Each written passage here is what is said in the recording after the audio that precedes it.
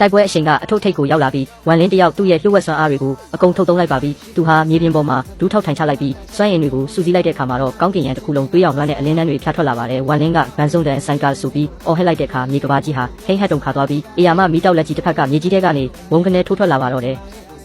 အဲ့ဒီနောက်မှာတော့ဝမ်လင်းရဲ့နောက်မှာကြောက်မက်ဖွယ်ကောင်းလာတဲ့ရှေးဟောင်းနတ်ဖျားရုပ်ထုကြီးကခန့်ညားထဲဝါစွာပေါ်ထွက်လာပြီးသူ့ရဲ့ဆူရှာတဲ့မျက်လုံးတွေကရှောင်းရံကိုစိုက်ကြည့်နေတာပါဝမ်လင်းကလက်ညှိုးတစ်ချက်ထိုးလိုက်ရုံနဲ့တင်အဲ့ဒီအေယာမရုပ်ထုကြီးရဲ့လက်ညှိုးကရှောင်းရံစီကိုလေထုကိုဖြတ်တန်းပြီးအရှိန်ဟုန်နဲ့ကျဆင်းလာပါတယ်ဒီတစ်ခါမှာတော့ရှောင်းရံကတီတီငင်ငင်ပဲသူ့ရဲ့လက်နှစ်ဖက်ကိုစူးစီးပြီးမတူညီတဲ့မီးတောက်တွေကိုပေါက်ဆက်ကဗုဒ္ဓဒေါသကြပန်းကကိုဖန်တီးလိုက်ပါတယ်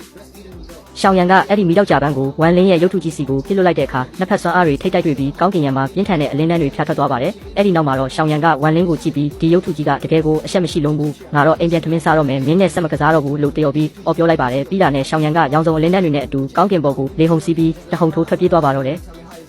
ဝမ်လင်းကတော့ရှောင်းရံထွက်ပြေးသွားတာကိုဘာမှမလုပ်နိုင်ပဲရက်ကြည့်နေရင်းနဲ့ပဲဒီအပိုင်းလေးကပြီးဆုံးသွားပါတယ်